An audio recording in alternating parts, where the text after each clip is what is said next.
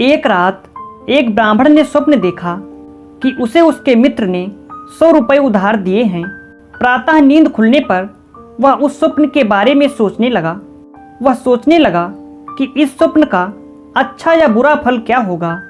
बाद में उसने अपने मित्रों और करीबियों को स्वप्न के बारे में बताया। धीरे धीरे यह खबर फैल गई।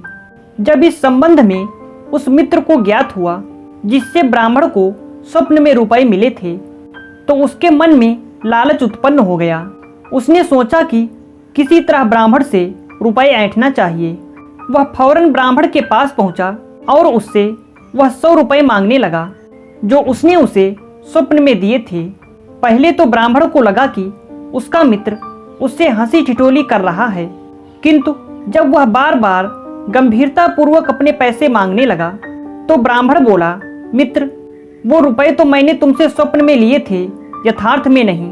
मित्र क्रोधित होकर बोला, चाहे कहीं भी लिए हो, सच यह है कि तुमने आवश्यकता पड़ने पर मुझसे रुपए लिए थे। अब मुझे आवश्यकता है, इसलिए तुम मुझे वो रुपए वापस कर दो। ब्राह्मण बेचारा दिन भर परिश्रम करके किसी तरह अपना गुजारा चलाता था।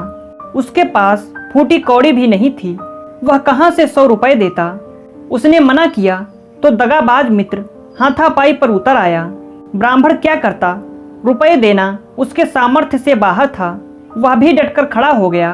दगाबाज मित्र को आशा थी कि ब्राह्मण उसे रुपए दे देगा, किंतु जब उसे अपनी दाल गलती दिखाई नहीं दी तो वह ब्राह्मण को धमकी देकर चला गया कि मैं तुझसे रुपए जरूर वसूल करूंगा और गवाही में उन लोगों को उपस्थित करूंगा जिसके सामने तुमने रुपया पाना स्वीकार किया है।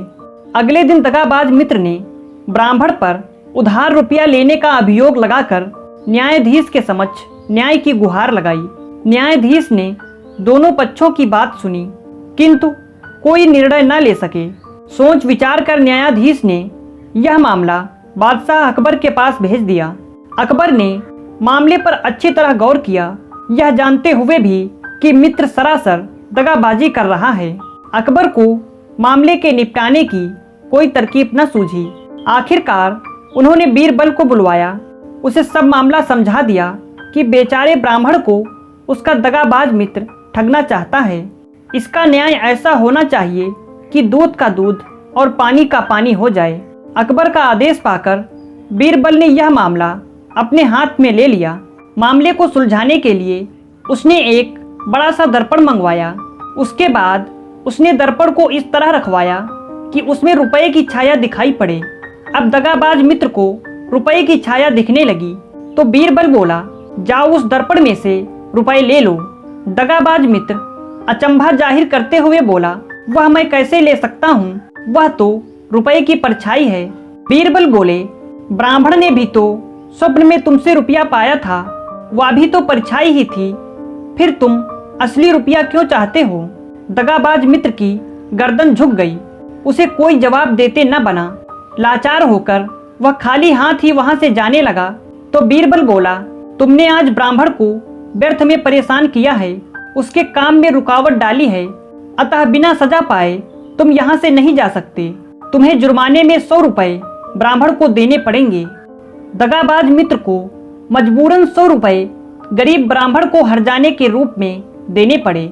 इस तरह उसे अपनी करनी का फल भोगना पड़ा। ब्राह्मण हंसी खुशी अपने घर वापस आ गया। अगर आपको हमारी कहानी अच्छी लगी तो लाइक और शेयर जरूर करें और ऐसी ही कहानियाँ सुनने के लिए हमारे चैनल को सब्सक्राइब करना बिल्कुल ना भूलें।